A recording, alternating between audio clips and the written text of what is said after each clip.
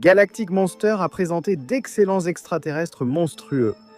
Pour Halloween, j'ai voulu trouver le meilleur. Maintenant, la façon la plus juste de choisir le meilleur, c'est en se basant sur ce qu'ils nous ont montré tout au long de la saga. Pour cette occasion, ils seront classés du meilleur au pire, et chacun a une justification très importante. Donc je te recommande de rester jusqu'à la fin de la vidéo.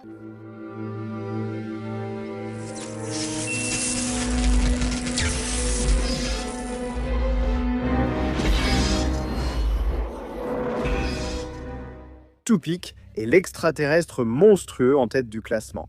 C'est un extraterrestre spécial et très puissant, capable d'éliminer facilement ses ennemis. Rien ni personne n'a pu s'imposer face à sa présence terrifiante. Bien que cela ne se voit pas, cet extraterrestre joue un rôle clé dans la saga et n'apparaît que lors d'occasions spéciales à cause de sa grande puissance. Ses capacités ne sont pas très claires, mais il provoque une peur terrible qui littéralement donnerait l'impression de t'aspirer l'âme. C'est l'Uchiha des extraterrestres. Il parle peu, mais quand il fait vraiment peur.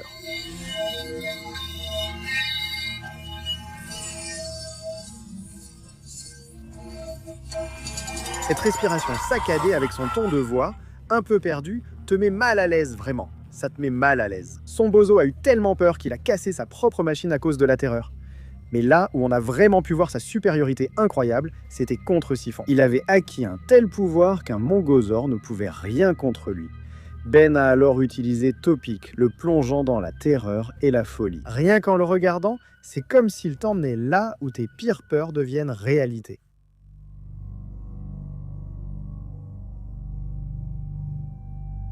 Toutes ces capacités lui valent à la deuxième place de ce classement. Étant un extraterrestre aussi polyvalent, il est vraiment utile. Et parmi ses nombreuses capacités, il peut voler, il est parfait pour le combat, il peut contrôler les gens, merci aux corrompus. En plus, il peut absorber l'énergie de ses ennemis et ensuite la leur renvoyer sous forme d'ondes de choc.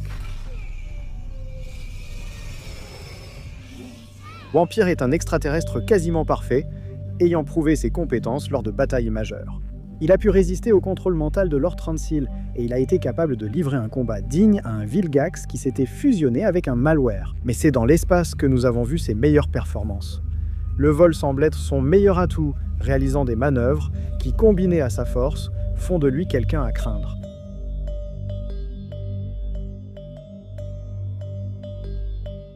Le premier extraterrestre du système, Anur, fait son apparition, complétant ses capacités électriques, mais étant plus enclin au combat. Cet extraterrestre s'est toujours distingué par sa force au combat, car chacun de ses coups de poing était toujours chargé d'une décharge électrique. Je peux t'assurer qu'il est plus fort que Phantasmatico, car il a affronté la terreur lors de l'un des premiers combats spatiaux que Ben a eu. Bien qu'il soit un extraterrestre assez grand, Frankie Strike se distinguait par son agilité.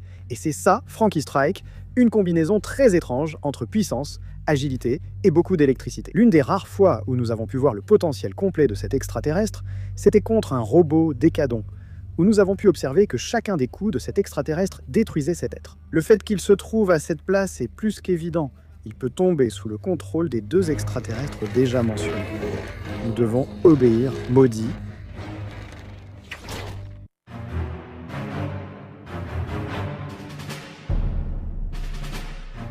Multilleux, mon Dieu, multilleux. C'est le Vampire de la série originale, c'était l'extraterrestre le plus cheaté de la première série de Bendix. Grâce à sa vision à 360 degrés, personne ne pouvait surprendre cet extraterrestre. Mon œil.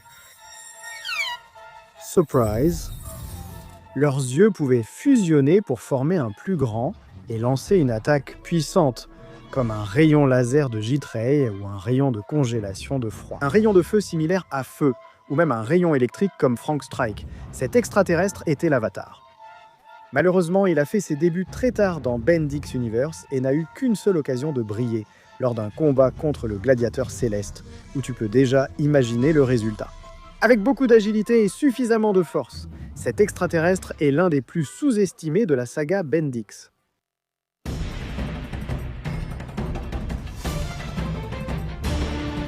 Phantasmatico Lectonurite a eu et a encore plusieurs problèmes pour être considéré comme le meilleur. Lors d'un vote dans la communauté de la chaîne, c'est l'extraterrestre qui a reçu le plus de voix. Le problème, c'est qu'aucune des actions réalisées par Phantasmatico ne le rend digne de cette place. Est-il vrai que ses pouvoirs d'intangibilité et de contrôle sur les autres êtres vivants sont à prendre en compte ? Sa capacité à voler et ses griffes redoutables font de lui un être très puissant. Le problème, c'est qu'il manque d'actions mémorables, ce qui compte dans ce classement. Si tu penses à Fantasmatico, tu penses à la Terreur, un extraterrestre qui a accompli beaucoup et qui, selon lui, serait le meilleur monstre de la saga, Bendix. Mais aujourd'hui, non. Les actions de Ben avec Fantasmatico n'ont pas suffi à lui faire gagner une place.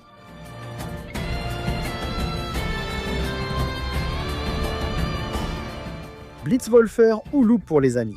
Ouf, nous avons devant nous le premier extraterrestre scanné par Ben, qui nous a été présenté dans l'un des meilleurs épisodes. Avec une intrigue super intéressante, dans laquelle Ben, après avoir été mordu par un loup, subissait une transformation épique jusqu'à devenir le loup que nous aimons tous.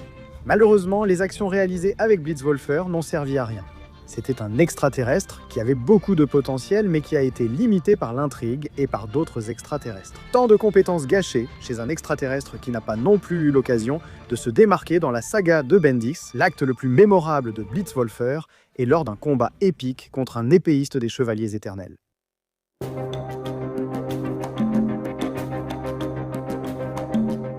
Momia est l'extraterrestre qui occupe la dernière place dans le classement des extraterrestres les plus monstrueux de Bendix. Les capacités de Momia sont assez particulières, car étant composée de bandages, elle peut remodeler son corps à volonté. Il peut se séparer pour esquiver, puis se reformer pour contre-attaquer. Cet extraterrestre pourrait être considéré comme agaçant pour les autres, car les bandages qu'il possède lui permettent d'augmenter sa vitesse et son agilité. Maintenant, cela ne sert pas à grand-chose. Momia, l'extraterrestre monstrueux, occupe la dernière place car toutes ses capacités sont bien plus faibles que celles des autres. Malheureusement, Momia est utilisée pour des tâches normales, assez courantes, comme contenir un troupeau extraterrestre, une de plus à gauche, ou pour amortir une simple chute.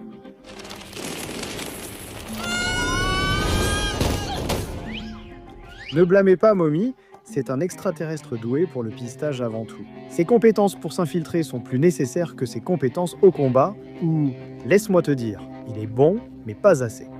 La plupart de ces extraterrestres ne se sont pas distingués par leurs grandes compétences, vous savez. D'autres extraterrestres avec des pouvoirs similaires qui sont les meilleurs, eh bien ce serait intéressant de le découvrir.